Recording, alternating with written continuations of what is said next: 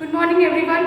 उम्मीद है कि आप सब बहुत ही अच्छे से होंगे और इस चैप्टर में अभी तक मैंने जो कुछ भी चीज़ें आपको पढ़ाई हैं उस चीज़ को आप अच्छे से उन सारी चीज़ों को आप समझ भी गए होंगे।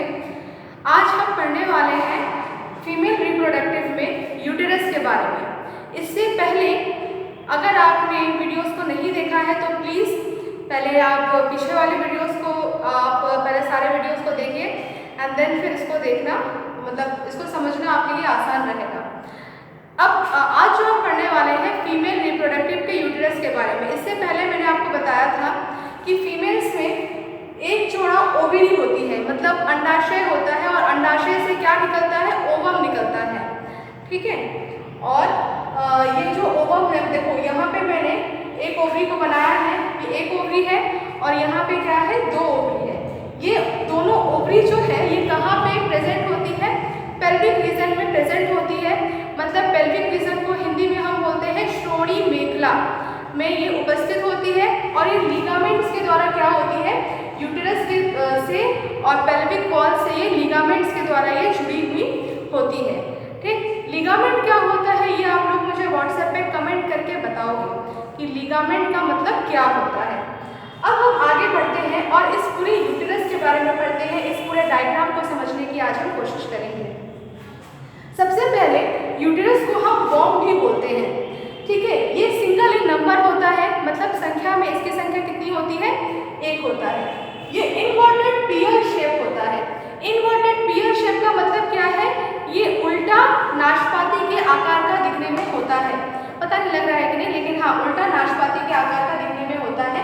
और लिगामेंट के द्वारा ये भी क्या होता है, हमारे बॉडी का जो पेल्विक रीजन होता है ना, जो श्रोणि मेखला होती है, कमर का नीचे का जो साइड होता है, उससे ये क्या होता है, लिगामेंट्स के द्वारा ये जुड़ा हुआ रहता है, ठीक। यूटेरस ये जो बीच वाला जो पोर्शन है, ये वाला यूटेरस को हम हिंदी में बोलते हैं गर्भाशय। आप सभी को पता है बच्चे का जो परिवर्धन होता है, जो डेवलपमेंट होता है, वो किस रीजन में होता है, इसी रीजन में होता है। इस रीजन को हम बोलते हैं क्या, गर्भाशय बोलते हैं, ठीक है। ये वाला जो रीजन है इसको हम क्या बोलते हैं, गर्भाशय बोलते हैं। अब यहाँ पे देखो, यहाँ पे ओवरी है, एक यहाँ ओवरी है और एक यहाँ ओवरी है। इस ओवरी से क्या निकलेगा, इस ओवरी से निकलेगा ओवम, ठीक। इस ओवरी से जब ओवम निकलता है तो यहाँ पे कुछ इस तरह से फिंगर लाइक प्रोजेक्शंस होते हैं। इन फिंगर लाइक प्रोजेक्शंस को हम बोलते हैं फिम्बरी, ठीक है। फिम्बरी के द्वारा क्या होगा, इस ओवम को तुरंत कैच कर लिया जाएगा। जैसे यहाँ पे सपोज करो ये आपका एक एग है, ठीक है। ये एक ओवरी है, मेरा हाथ एक ओवरी है और इसने क्या किया, इसने एक अपने में से एग को निकाला। जैसे ही एक एग या ओवम दोनों एक ही चीज़ है निकलेगा, तुरंत क्या होगा, ये फिंगर लाइक जो प्रोजेक्शन जो इस तरह से लटके हैं वो इसको इस तरह से कैच कर लेंगे, पकड़ लेगा, ठीक। तो यहाँ पे क्या होगा, जैसे ही एक ओवम यहाँ से निकलता है तुरंत फिम्बरी द्वारा उसको कैच कर लिया जाता है। अब ये क्या होगा, ये वाला जो रीजन है यहाँ तक के रीजन को हम बोलते हैं क्या, इनफंडिबुलम, ठीक है। यहाँ पे इनफंडिबुलम होता है, BULUM होता है, ठीक। तो यहाँ तक के रीजन को हम क्या बोलते हैं, इनफंडिबुलम। तो ओवम को सबसे पहले कौन सा भाग कैच करता है, तो जैसे ही ओवरी से ओवम रिलीज किया जाता है, जैसे ही एक एग को मतलब एक ओवम को ओवरीज के द्वारा रिलीज किया जाता है, तुरंत जो फीमेल रिप्रोडक्टिव सिस्टम का फैलोपियन ट्यूब का जो इनफंडिबुलम का फिम्बरी जो पार्ट होता है, फिम्बरी क्या करता है, उसको कैच कर लेता है और इनफंडिबुलम में भेज देता है। फिर ये जो ओवम जो रहता है वो इनफंडिबुलम से चला जाता है, किस रीजन में आ जाता है, एम्पुला रीजन में आ जाता है। एम्पुला थोड़ा सा ब्रॉड रीजन होता है, ठीक है, थोड़ा सा चौड़ा पथ होता है उसका। फिर इनफंडिबुलम से जो ओवम होगा वो स्थमस रीजन में जाएगा, ठीक। स्थमस रीजन में जाके फिर वो आ जाता है यूटेरस में। तो ये तो मैंने आपको जस्ट एक ओवम का बात बताया। यहाँ पे अब हम बात करते हैं यूटेरस के बारे में। देखो ये है ओवरी, ओवरी से निकलता है ओवम अर्थात एग। ये है आपका फैलोपियन ट्यूब जिसको कि हम ओविडक्ट भी बोलते हैं। जैसा कि आपने अभी पढ़ा था मेल रिप्रोडक्टिव सिस्टम में कि उसमें भी बहुत सारे डक्ट थे।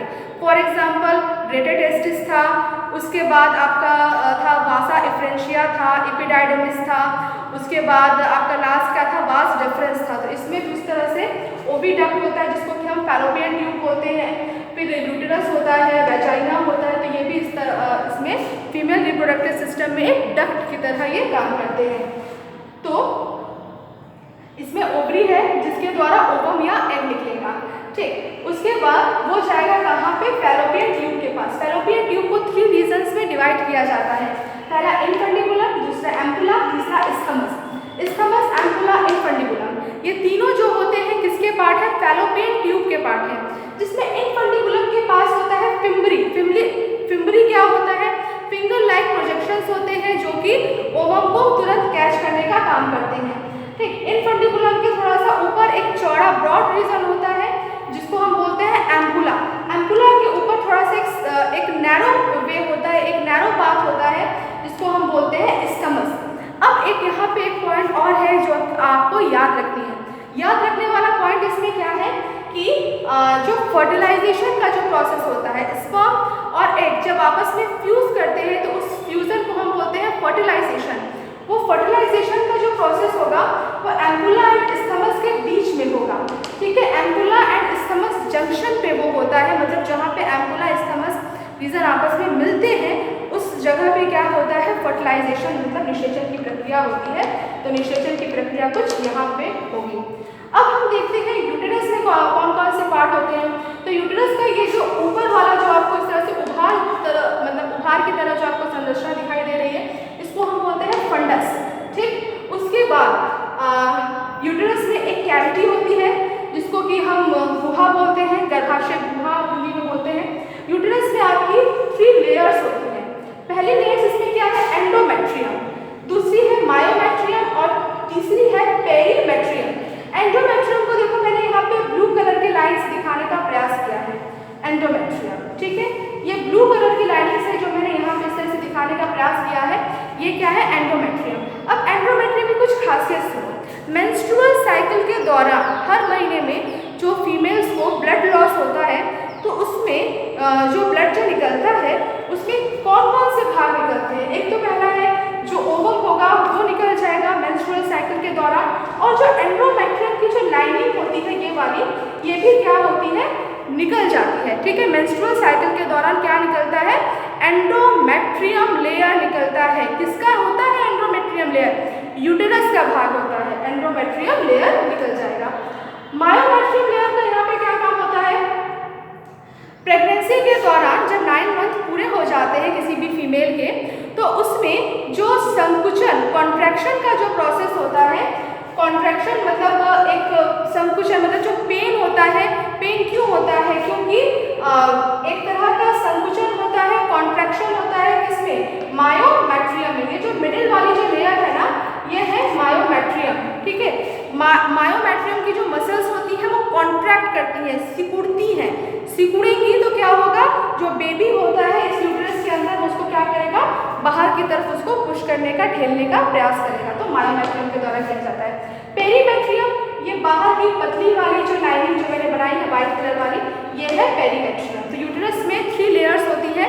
पहला इसमें क्या है, एंडोमेट्रियम, सबसे अंदरूनी वाली, बीच वाली को हम बोलते हैं मायोमेट्रियम, और परिधीय की ओर जो स्थित होती है उसको हम बोलते हैं पेरीमेट्रियम, ठीक। इसके अंदर एक कैविटी है। उसके बाद यहाँ पे देखो, यहाँ पे एक भाग होता है सर्विक्स, मतलब इसको हम बोलते हैं ग्रीवा, अर्थात अब जहाँ से यूटेरस का भाग जहाँ से खुलना शुरू किया तो इस भाग को हम बोलते हैं सर्विक्स। इस भाग एक कैनाल टाइप का जो स्ट्रक्चर इस तरह से बन रहा है उसको हम बोलते हैं सर्वाइकल कैनाल, और लास्ट में यूटेरस का लास्ट जो पोर्शन होता है उसको हम बोलते हैं वेजाइना, ठीक। सर्वाइकल कैनाल और वेजाइना ये दोनों मिलकर बनाते हैं बर्थ कैनाल, ठीक है। बर्थ कैनाल मतलब जो बेबी होता है जहाँ से जब डिलीवरी का जब वो होता है, जब टाइम आ जाता है तो बेबी जो होता है वो यहीं से आपका बाहर की तरफ निकाल दिया जाता है। तो बर्थ कैनाल इसको मिलाकर बोलते हैं सर्वाइकल कैनाल प्लस वेजाइना। इसको पूरा एक तरह से एक कंक्लूजन के रूप में मैं आपको बताना चाहूँगी कि अभी तक मैंने आपको क्या क्या चीज़ें बताई। इसमें मैंने आपको बताया कि फीमेल रिप्रोडक्टिव सिस्टम में क्या होता है, 2 ओवरीज होती है जो कि ओवम को रिलीज करती है। जैसे ही ओवम निकलता है उसको किसके द्वारा कैच किया जाता है, फिमरी के द्वारा, जो कि फैलोपियन ट्यूब का एक भाग है। अब फैलोपियन ट्यूब को 3 पार्ट्स में डिवाइड किया जाता है, इंफ्रानिकुलम, एम्पुला, स्टमस। ठीक है, एम्पुला होता है जो होता है थोड़ा सा ब्रॉड विजन होता है, स्टमस थोड़ा सा नैरो विजन होता है। फर्टिलाइजेशन का जो प्रोसेस होता है वो एम्पुला और स्टमस के बीच में यहाँ पे होता है। ठीक है, उसके बाद यूट्रस की अगर बात करें तो यूट्रस में एक स्वेलन ऊपर पार्ट होता है जिसको हम फंडस बोलते हैं। ये यूट्रस की कैविटी है जहाँ पे बच्चे का डेवलपमेंट होता है। अब यूट्रस में 3 लेयर्स होती हैं। सबसे अंदर वाले लेयर्स को हम बोलते हैं एंडोमेट्रियम, मेंस्ट्रुअल साइकिल के दौरान यही बाहर निकलता है। मायोमेट्रियम, जब 9 मंथ जब पूरे हो जाते हैं तो एक कॉन्ट्रैक्शन का जो प्रोसेस होता है वो मायोमेट्रियम के सेल्स में होता है। और सबसे बाहर वाली जो लेयर है उसको हम बोलते हैं पेरीमेट्रियम। ठीक है, यहाँ पे होता है सर्विक्स, ये है सर्वाइकल कैनाल, ये है वेजाइना। सर्वाइकल कैनाल और वेजाइना को मिला के हम बोलते हैं बर्थ कैनाल। ठीक, तो आई होप आपको ये पूरा कॉन्सेप्ट अच्छे से समझ में आया होगा। इसके साथ ही साथ आप इसके नोट्स भी बनाते हुए चलना। अब यहाँ पे आपको लिखा हुआ दिखाई दे रहा होगा एक्सटर्नल जेनिटेलिया। जिस तरह से हमने जब हम पढ़ रहे थे मेल रिप्रोडक्टिव सिस्टम में, तो मेल रिप्रोडक्टिव सिस्टम को पढ़ते समय उसमें भी हमने एक्सटर्नल जेनिटेलिया के बारे में देखा था, जो कि हमने पढ़ा था पेनिस के बारे में। ठीक है, तो इसी तरह से एक्सटर्नल, अब अगर हम फीमेल की बात कर रहे हैं तो फीमेल में कौन कौन से एक्सटर्नल जेनिटेलिया के पार्ट्स आते हैं उसके बारे में भी आपको एक समझ बस विकसित करने की बहुत ज़रूरी है। ये बोर्ड एग्जाम में कभी भी पूछा जाएगा, लेकिन हो सकता है कि अगर आप इन फ्यूचर में नीट एम्स की प्रिपरेशन करो तो उसमें इससे काफ़ी ढेर सारे क्वेश्चंस बनते हैं। क्योंकि आपको एक डॉक्टर बनने का मतलब क्या होता है कि आपको पूरी ह्यूमन बॉडी के बारे में जानना। ठीक है, कि उसमें क्या क्या पार्ट्स होते हैं, हर पार्ट्स का क्या नाम होता है। तो अभी तक हमने पढ़ा, ओवरी के बारे में हमने पढ़ लिया कि ओवरी होती है, ओवरी के अंदर वाले भाग को हम स्ट्रोमा बोलते हैं। स्ट्रोमा 2 भागों में डिवाइड होता है, मेडुला एंड कॉर्टेक्स में। ओवरी से ओवम निकलता है। हमने ओविडक्ट का स्ट्रक्चर पढ़ा, ओविडक्ट में 3 पार्ट्स होते हैं, इंफर्निकुलम, एम्पुला, स्टमस, जिसमें इंफर्निकुलम के पास फिमरी होती है जो कि फिंगर लाइक प्रोजेक्शंस होते हैं, और एक को ये क्या करते हैं, तुरंत ये कैच कर लेते हैं।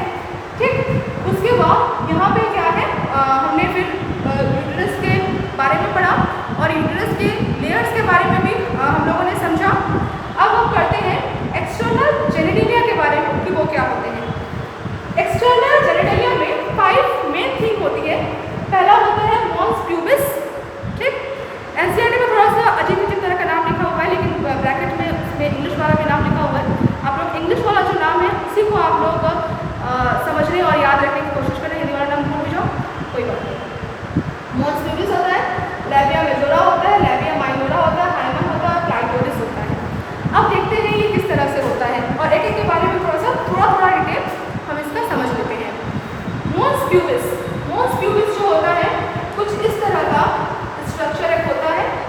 ठीक है, ये फैटी टिश्यूज का बना हुआ होता है, मतलब वसामय ऊतकों का ये बना हुआ होता है। काफ़ी बल्ज स्ट्रक्चर होता है, काफ़ी बल्ज पार्ट होता है फीमेल एक्सटर्नल जेनिटेलिया का, जिसको हम बोलते हैं मॉन्स प्यूबिस। इसकी पहचान कैसे की जाती है, इसमें प्यूबिक हेयर्स प्रेजेंट रहते हैं। ठीक है, जो फीमेल का एक्सटर्नल जेनिटेलिया जो होता है उसमें प्यूबिक हेयर्स, इसको हम बोलते हैं प्यूबिक हेयर्स।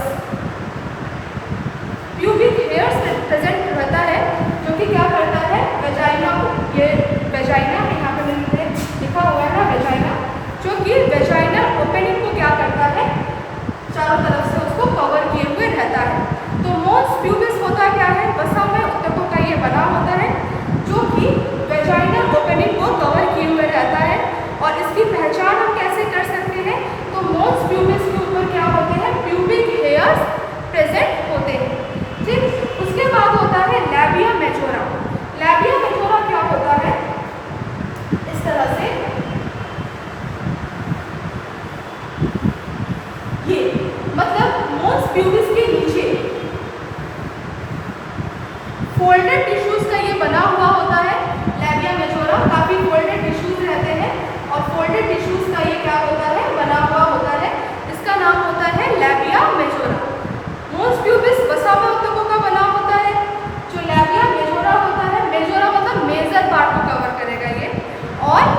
क्या होगा, फोल्डेड टिश्यूज का ये बना हुआ होगा।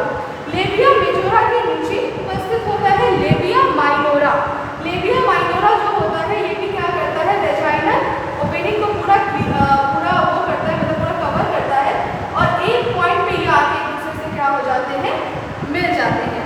ठीक, जिस पॉइंट में लेबिया माइनोरा यहाँ पे आके मिलते हैं उसी जगह पे एक फिंगर लाइक उंगली नुमा एक प्रवर्ट एक प्रोजेक्शन उपस्थित होता है, उसको हम बोलते हैं क्लाइटोरिस। यहाँ पे एक उंगली नुमा प्रवर्ट उपस्थित होता है, इसको हम बोलते हैं क्लाइटोरिस। ठीक है, यहाँ पे मैंने नीचे लिखा हुआ है देखो क्लाइटोरिस। ठीक, उसके बाद क्लाइटोरिस के ठीक नीचे प्रेजेंट होता है यूरेथ्रल ओपनिंग। यूरेथ्रल ओपनिंग मतलब क्या होता है, जहाँ से जो यूरिन होता है जहाँ से पास आउट होता है, तो वहाँ पे उस ओपनिंग को हम बोलते हैं यूरेथ्रल ओपनिंग। ठीक, वेजाइनल को मतलब ये जो वेजाइनल ओपनिंग है इसको थोड़ा सा पार्शियली कवर करता है हाइमेन।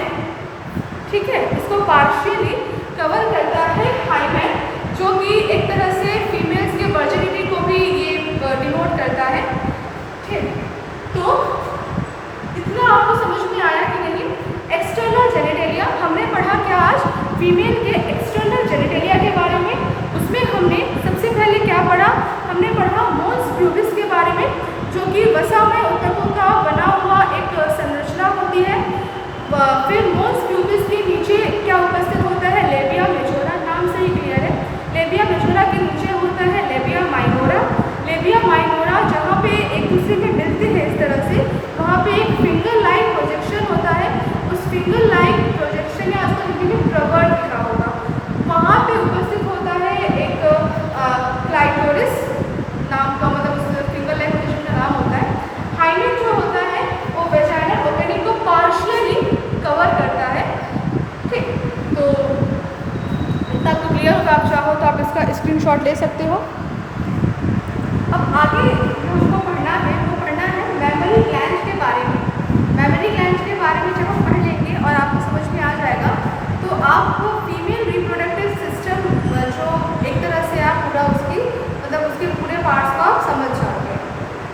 मैमरी ग्लैंड जो होती है वो मेल में भी प्रेजेंट होता है एंड फीमेल में भी प्रेजेंट होती है, लेकिन जो मेल्स होते हैं उसमें मैमरी ग्लैंड बहुत अच्छे से डेवलप नहीं होते, जिससे वो भी मिल्क का सिक्रीशन या मिल्क को सिक्रीट को कर सके। अब बात करते हैं कि मैमरी ग्लैंड्स में ऐसे क्या क्या स्ट्रक्चर्स होते हैं और मिल्क का फॉर्मेशन कहाँ होता है, इस चीज़ को समझने का हम प्रयास करते हैं। मैमरी ग्लैंड्स जो होती है वो पेयर्ड इन नंबर होता है, दैट मीन्स इसकी भी संख्या क्या होती है, 2 होती है। ठीक, मैमरी ग्लैंड जो होता है वो ग्लैंडुलर टिश्यू का बना होता है। जहाँ पे भी ग्लैंड्स की बात आएगी हमेशा याद रखना, जहाँ पर भी ग्लैंड्स की बात आएगी हमेशा वहाँ पे कुछ ना कुछ सिक्रीट करने से जरूर संबंधित होगा। कि ग्लैंड्स क्या होती है, ग्लैंड्स हमेशा किसी न किसी चीज़ को हमेशा वो सिक्रीट करती है, सिंथेसाइज करती है और सिक्रीट करती है। ठीक है, मैमरी ग्लैंड जो होती है वो ग्लैंडुलर टिश्यू की बनी हुई होती है। ठीक, अब ये ग्लैंडुलर मतलब जो ये मैमरी ग्लैंड जो होता है वो बनी होती है ग्लैंडुलर टिश्यू। ग्लैंडुलर टिश्यू जो होते हैं वो एक मैमरी ग्लैंड में 15 to 20 मैमरी लोब्स में वो डिवाइड होते हैं। ठीक है, जैसे इस तरह से एक हो गया मैमरी ग्लैंड। अब मैमरी ग्लैंड के अंदर क्या होगा, 15 से 20 इस तरह से क्या होंगे, लोब्स बने होंगे। 15 to 20 क्या होगा इसमें, इसके अंदर लोब्स बना होगा। उसके बाद प्रत्येक लोब के अंदर, हर लोब के अंदर, हर मैमरी लोब के अंदर क्या होते हैं, क्लस्टर्स ऑफ सेल्स होते हैं, मतलब कोशिकाओं के गुच्छे होते हैं। उन कोशिकाओं के गुच्छे या क्लस्टर्स ऑफ सेल को हम बोलते हैं एल्वियोलाई। एल्वियोलाई आपने कहाँ सुना है इससे पहले, ये मुझे आप व्हाट्सएप पे कमेंट करके बताओगे कि एल्वियोलाई इससे पहले किस में आता है, किस बॉडी ऑर्गन में एल्वियोलाई का आपने जिक्र को सुना है। 2 क्वेश्चन मैंने आपसे पूछे हैं आज। लिगामेंट यहाँ पे था, मैंने मिटा दिया है। लिगामेंट क्या होते हैं ये आपको व्हाट्सएप पे कमेंट करके बताना है, और एल्वियोलाई ये किस ऑर्गन में पाए जाते हैं इसमें मैमरी ग्लैंड के अलावा, ये आपको बताना है। खैर अभी हम बात करते हैं इसकी। तो 15 to 20 क्या होते हैं, इसमें मैमरी लोब्स होते हैं। हर एक लोब के अंदर क्या होता है, क्लस्टर्स ऑफ सेल, मतलब उन क्लस्टर्स ऑफ सेल को हम बोलते हैं एल्वियोलाई प्रेजेंट होते हैं। मतलब इसके अंदर क्या होगा, इस तरह से बहुत छोटे छोटे छोटे छोटे गोल गोल क्या होंगे, एल्वियोलाई। मतलब एल्वियोलाई के मतलब एक सेल्स के झुंड प्रेजेंट होंगे जिनको हम एल्वियोलाई का नाम देंगे। उसी एल्वियोलाई के अंदर क्या होता है, मिल्क का निर्माण होता है। ठीक है, जब एल्वियोलाई के अंदर मिल्क का निर्माण हो जाता है, मिल्क का सिंथेसिस जब हो जाता है, तो एल्वियोलाई से क्या होता है, सपोज करो ये एक एल्वियोलाई है छोटी सी, और इस एल्वियोलाई के अंदर मिल्क बन गई।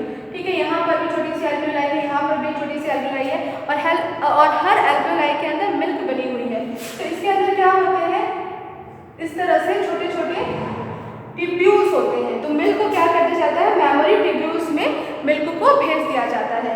फिर ये मेमोरी टिब्यूल्स मिलकर इस तरह से एक मेमोरी डक्ट बनाती है, फिर उस मिल्क को डक्ट में भेजा जाता है। फिर इस तरह से बहुत सारी डक्ट मिलके फाइनली क्या बनाएंगी, बहुत सारी डक्ट मिलके फाइनली बनाती है मेमोरी एम्पुला, और बहुत सारी मेमोरी एम्पुला आपस में जुड़ जाती है, और लास्ट में लैटिसिफेरस डक्ट में मिल्क को पहुंचाया जाता है। और लैटिसिफेरस डक्ट से क्या होता है, बेबीज के द्वारा मिल्क को सक्ड आउट कर लिया जाता है, मतलब मिल्क को चूस लिया जाता है। एक बार और इसको मैं आपको क्लियर कर देती हूँ। मेमोरी ग्लैंड्स जो होती हैं वो इन ह्यूमन फीमेल में पेयर्स में मौजूद होती है। मेमोरी ग्लैंड्स जो होती हैं वो ग्लैंडुलर टिश्यू की बनी हुई होती है। हर एक मेमोरी ग्लैंड के अंदर 15 से 20 मेमोरी लोब्स होते हैं। मेमोरी लोब्स जो होते हैं वो उसके अंदर, हर एक मेमोरी लोब्स के अंदर क्लस्टर्स ऑफ सेल्स होते हैं जिसको एल्वियोलाई कहते हैं। एल्वियोलाई के अंदर ही क्या होता है, मिल्क का सिक्रीशन होता है, मतलब मिल्क का तैयार होना, सिंथेसिस जो होता है एल्वियोलाई के अंदर होता है। और एल्वियोलाई के अंदर से मिल्क जब सिक्रीट किया जाता है तो वो जाता है मेमोरी टिब्यूल से। बहुत सारे मेमोरी टिब्यूल्स आपस में मिलकर मेमोरी डक्ट्स का निर्माण करती है। फिर जो मिल्क होता है वो मेमोरी डक्ट से जाता है मेमोरी एम्पुला में, मतलब बहुत सारी मेमोरी डक्ट्स मिलकर बनाती है मेमोरी एम्पुला, और बहुत सारी मेमोरी एम्पुला मिलकर बनाती है लैटिसिफेरस डक्ट। फाइनली जो मिल्क होता है वो मेमोरी एम्पुला से पास होता है लैटिसिफेरस डक्ट में, और लैटिसिफेरस डक्ट में मिल्क के पहुंचने के बाद उसको क्या किया जाता है, बेबीज के द्वारा सक्ड आउट कर लिया जाता है। तो ये था फीमेल रिप्रोडक्टिव सिस्टम का एक पार्ट। आई होप आपको समझ में आया होगा। अगर आपको क्लियर है तो ज़रूर आप लिखना, आजकल आप नहीं लिख रहे हो कि क्लियर है, तो आप उस चीज़ को भी मुझे मेंशन करना, और कुछ डाउट है तो उस डाउट को भी पूछना। लेकिन कल कुछ बच्चे आए थे, मुझे बहुत खुशी हुई कि उन्होंने अपने डाउट्स को मुझसे पूछे। काफ़ी सारे बच्चों ने मुझसे अपने डाउट्स को पूछे। इस तरह से अगर आप मिलकर डाउट्स को क्लियर करोगे तो आपको बिल्कुल ही 100% क्लियर हो जाएगा। और आप बुक में कुछ फोटो भेजते हो अंडरलाइन करके, तो उसके लिए मुझे क्या करना, मुझे अलग से वीडियो बनाना पड़ेगा। ऑलरेडी एक वीडियो को बनाने में लगभग सोचो कि फिगर को ड्रॉ करने में वो मतलब काफ़ी ज़्यादा टाइम जाता है। ठीक है, तो हो सकता है 21 से आपके स्कूल वगैरह खुले तो आप अपने डाउट्स को लिख के रखो, तो उसी टाइम आप अपने डाउट्स को क्लियर कर सकते हो। लेकिन अभी आज का अगर पूरा लेक्चर आपको समझ में आया है, लेकिन लेक्चर ऐसे नहीं समझ में आएगा। मेरे इस वीडियो को देखने के बाद आप एक बार बुक से भी ज़रूर पढ़ना, नोट्स को प्रिपेयर करो, और तब 100